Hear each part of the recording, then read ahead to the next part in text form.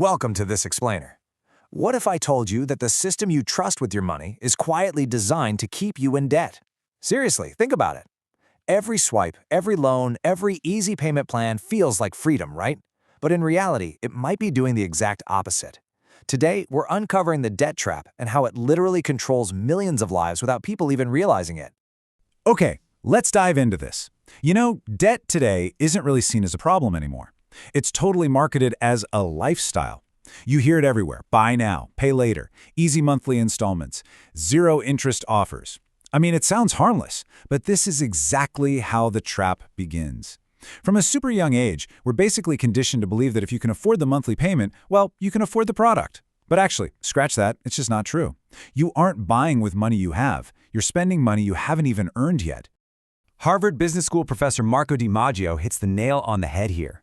He explains that by breaking down these payments into smaller installments, companies artificially lower our psychological barrier to spending.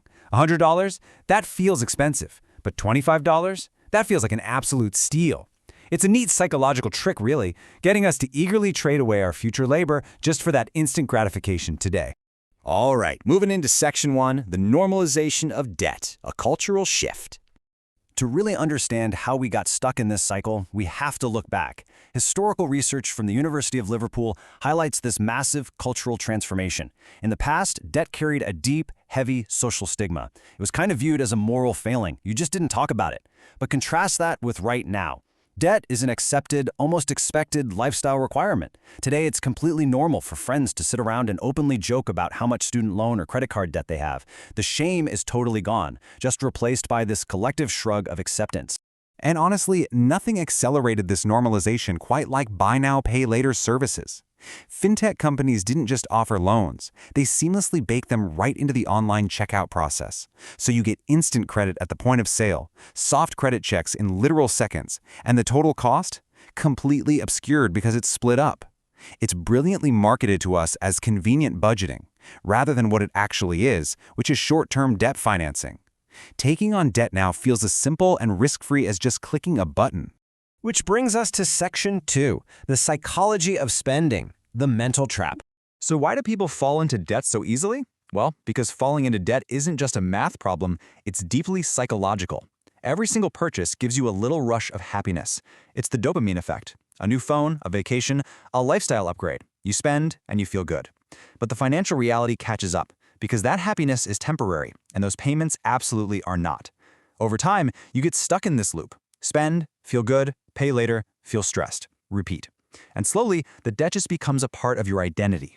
And this brilliantly illustrates a concept that scholars call the flypaper effect.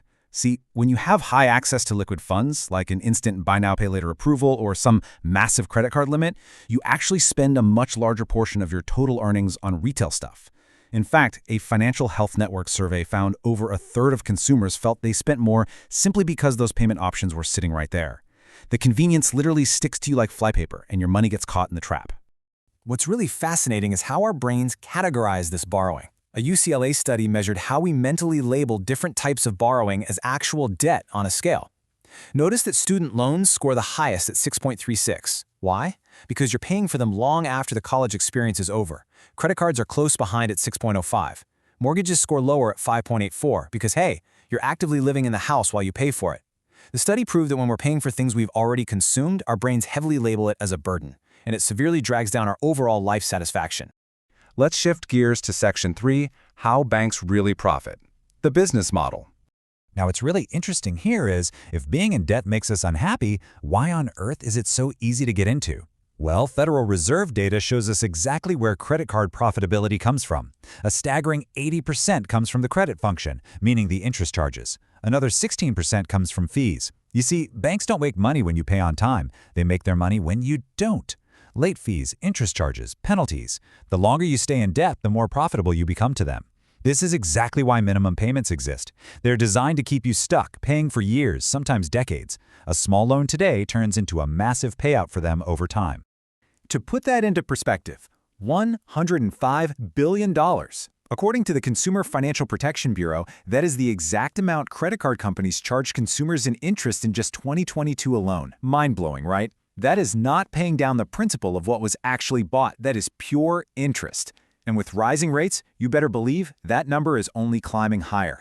So, to understand who is paying that $105 billion, banks basically divide us into two groups: transactors, who pay in full every month, and revolvers, who carry a balance. The revolvers are paying 72% of all interest and nearly half of all late fees. Meanwhile, the transactors? They pay less than 1% of the interest.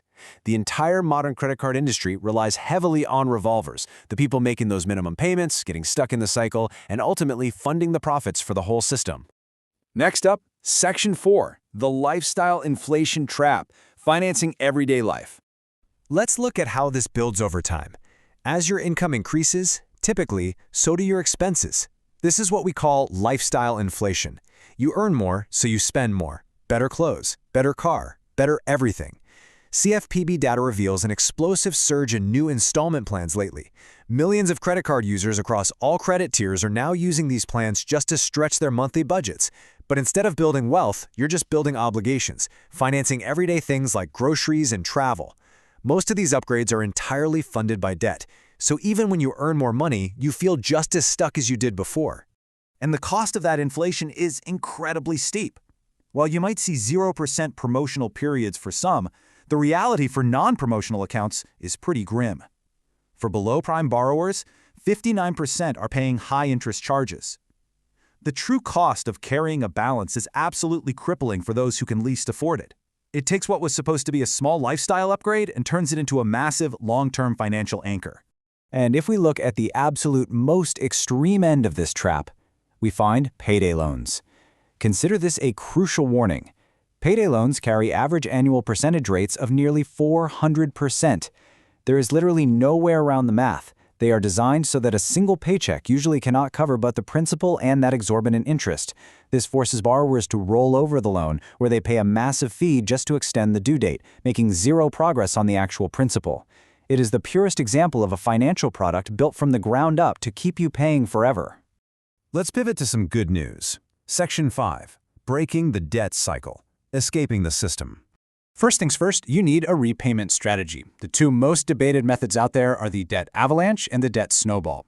Mathematically speaking, the avalanche is optimal. You focus on reducing your highest interest debt first. It absolutely saves you the most money on paper.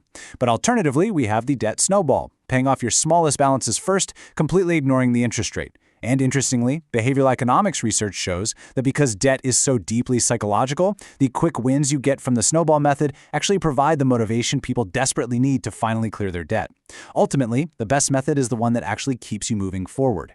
So the crucial point here is implementing strict rules to protect yourself once you are out, or honestly, to prevent falling deeper in the first place. You have to stop buying things just because you can and start buying things because you need them. Personal finance expert Ramit Sethi outlines some highly actionable steps for this. Number 1, never carry a balance. 2, automate your full payments every single month so you never miss a due date. 3, keep your credit utilization under 30%. That'll instantly boost your credit score. And 4, audit and actively negotiate your annual fees. Banks will often waive them if you just ask. Doing this lets you make the credit system work for you, taking the rewards without paying a dime in interest. Start building assets instead of liabilities. Finally, conclusion. Escaping the system. You know, debt isn't always the enemy, but ignorance definitely is. The system isn't broken.